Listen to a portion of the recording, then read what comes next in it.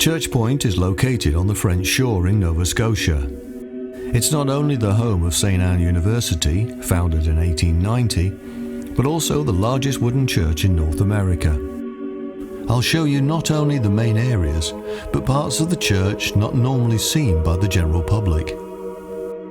You'll hear about some of its history, see the stunning workmanship, and appreciate why this historic building has become so special and should be saved.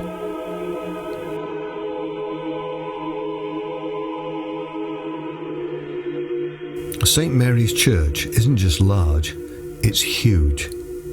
Welcome. The Church of St. Mary was modelled on a church from a village near Redon in France.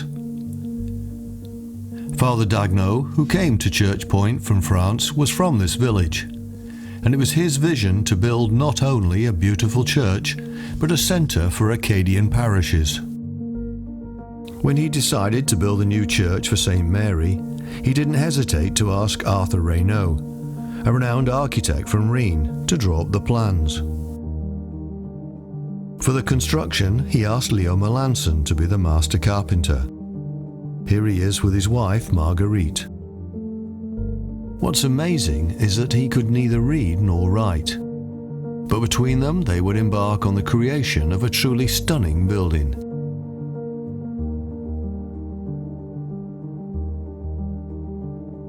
The cornerstone was blessed in 1903, and this amazing structure was completed by 1905, with the help of 1,500 volunteers.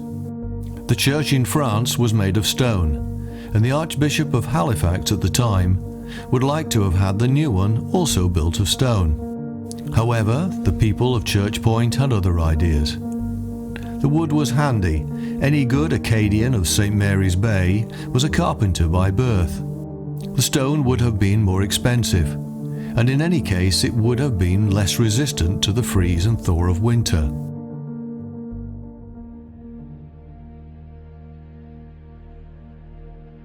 Once inside this church, it just takes your breath away. Looking up, you'll see a well-decorated vault of frescoes with symbolic motifs. At nearly 20 meters high, the vault charms you with the elegance of its full arches, typical of Romanesque style. A French-Canadian artist named Louis Saint-Hilaire painted the 9 religious symbols on the ceiling. Is it just me, or does that one look like a biker? Louis had a great fear of heights, so he'd bring with him a large bottle of wine and would drink it to calm his nerves while painting.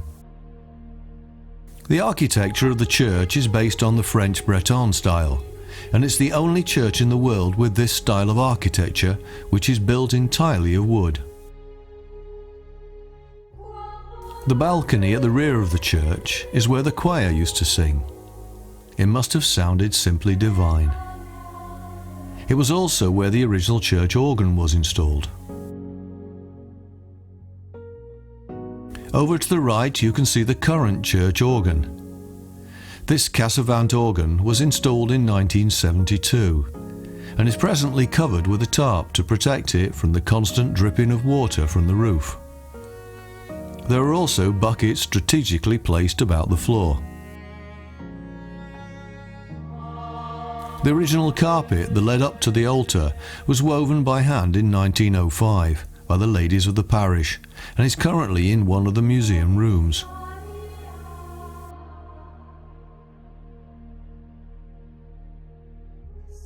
The main altar was ordered when the church was started, and this came from France. The carving and artwork is just delightful. These are the main support columns for the church. They're each made from a 70-foot Norwegian red spruce tree. Since this tree is not native to North America, it's thought they were imported from Europe. They're all covered in plaster and initially were painted to imitate marble. This was the genius work of Stefano Steve Giannetti, an Italian immigrant who settled there in 1879. He also created the designs for the capitals on the large columns. For many of us, we can only imagine what these columns used to look like, but they must have been quite a sight. Unfortunately, the marble painting technique used was lost when Stefano Giannetti died. The solid oak pews were only installed in 1969.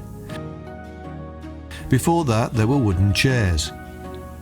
There were about 800, and although they looked delicate in appearance, were strong enough to serve for more than 64 years. The stunning chandeliers and sanctuary lamp also came from France.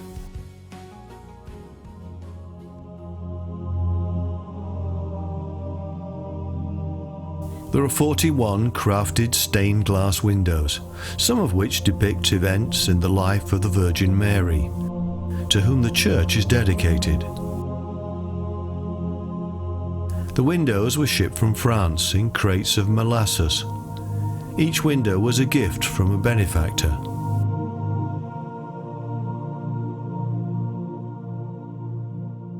Wherever you look, you'll see works of art produced by ordinary people with stunning skills and a dedication to be admired.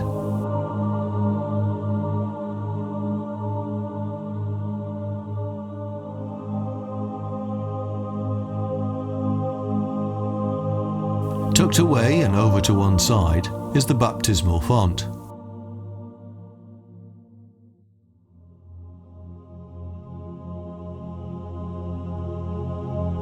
The original, much grander pulpit was positioned alongside one of the columns and closer to the congregation so everyone could clearly hear the sermons. With the advent of microphones and loudspeakers, they dismantled the original and adapted it to fit on the railing where it is now, in a more central position, and it still looks rather splendid. The smaller altars, or lateral altars, have a more modest origin than the main altar. This one to the right-hand side was made locally by the Boudreau Brothers Mill, and the one to the left in the south transept was handmade by Father Sigon, who was the founder of the parish. It previously resided in the original parish church, which was built in 1829. The reliquary is one of the pieces that attract the most attention from the visitors upon entering the church, probably because of the many candles that constantly burn in front, like so many small prayers. The reliquary contains the very precious relics that were donated by benefactors. These wooden seats either side of the main altar were known affectionately by their nickname, the stalls, because of their resemblance to horse stalls and the dividers between each seat. Only the older altar boys who had seniority were able to sit here.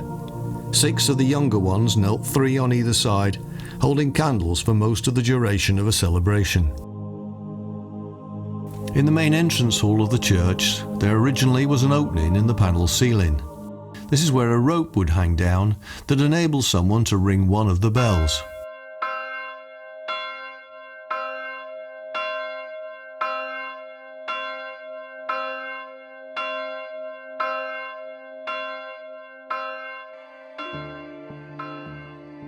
Through this door you enter the balcony that overlooks the main area. This is where the choir used to sing.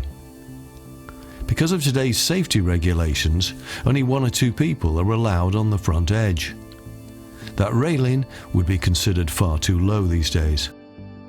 Leaning against the wall is a picture of Pope Pius XII from 1939, patiently waiting to be found a more suitable place to reside. And now it's time to see inside the tower, a place the general public rarely get a glimpse. The 2 ropes hanging down used to operate 2 of the bells. And that wooden staircase? That's how you get up to the bell tower. It was only installed in 1999. Before that, you had to use the ladder you can see over to the right. The church tower has to withstand incredibly strong winds. And to do this, it's actually 4 towers within one outer structure. I was told there are 192 steps from the ground floor up to the bell tower. In the autumn of 1914, during a terrifying storm, the bell tower was struck by lightning. Within a few minutes, the church steeple was on fire. It then started to pour with rain, and as it happened, stopped the fire from spreading further and destroying the church entirely.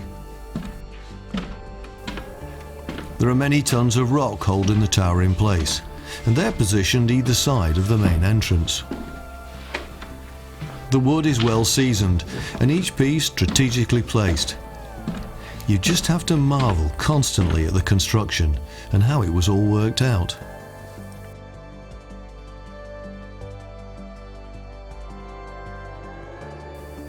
Here is that window seen from the ground outside. Yes, you need a head for heights.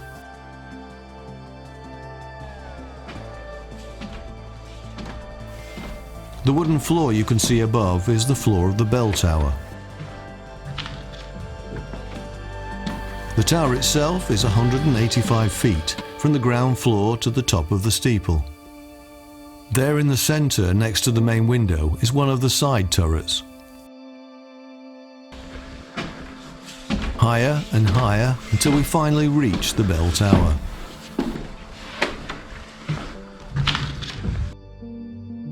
Here you will find 3 bells. Each has a name. Immaculate Conception, weighing 1,724 pounds. Agnes Angelina, weighing 1,172 pounds. And the smallest one, Joseph Petronilla, weighing a mere 844 pounds. The bells were baptized on the afternoon of August the 14th, 1905. Above each bell you can see the metal hangers that keep them in place. To enable the bell to swing freely and go horizontal, a notch was taken out of the nearby X-brace. Originally, the bells were all operated by ropes from the ground floor, but eventually this became impractical, so a series of motors with chains around the wheels were installed in 1967. Unfortunately, the motors eventually burnt out, so another method had to be sought. In 2005, to celebrate the church's 100th anniversary, a computer-operated system which triggered an electromagnetic striker was installed. The new system was unveiled on Christmas Eve, and the bells sang their welcome to the tears of joy of the parishioners as they arrived for Mass. Tragically, when the church was struck again by lightning in 2012, it took out the computer and burnt out the mechanism that operated the strikers. Apart from briefly being manually operated once, the bells have been silent since.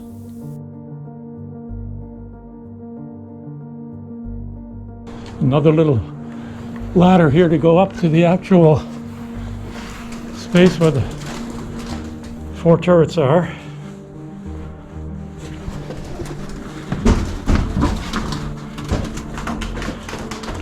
These birds are going crazy here.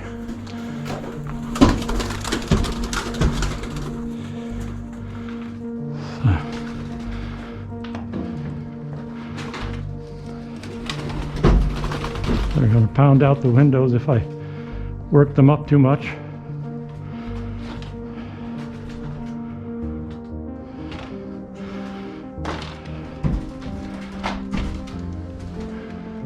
I don't know if I can get a view of the outside here, but I don't want to go into the turrets to see the view because I'll be exciting those pigeons.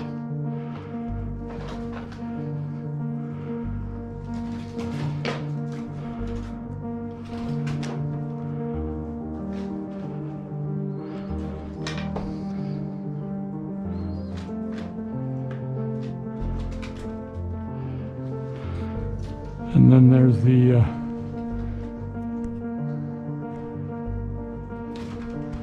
view going up into the tower. You can see the little light up there where the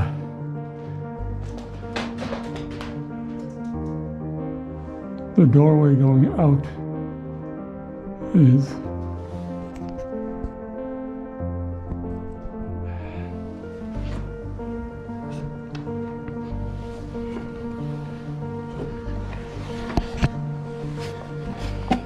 And you can see when I'm up here,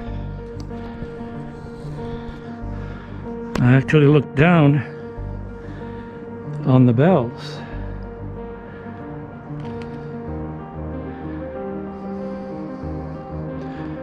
I don't want to stand on those boards because I might end up down in the bells myself. But I can look down from these angles here, and that you can see some of the structure of the bells down there. So, unfortunately, the church has been closed to the general public for 2 years now. On closer inspection, you can easily see that the building is in desperate need of substantial repair. However, moves are underway to save the church. Some of the construction statistics are pretty impressive. It takes 1,025 gallons of paint to give 2 coats to the exterior of the church, and 1,825 gallons to do the interior. To cover the roof of the church, you'll need 240,000 shingles. And here's a good one. The volume of air inside that needs to be warmed up in the winter is a staggering 380,650 cubic meters. A non-profit society is working on a plan to raise funds for the acquisition, repair and maintenance of the building. The diocese is prepared to hand the building over to the society for a mere $1. But before acquiring the building, the society wants to ensure that they have raised sufficient funds to cover these costs, which are estimated to be several $1,000,000.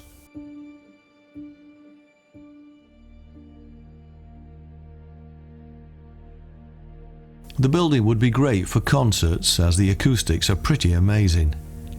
There are so many functions and events that would be just marvellous held in here, and I think I speak for everyone and hope they manage to save this stunning piece of history, not only for the local people, but for Nova Scotia as well.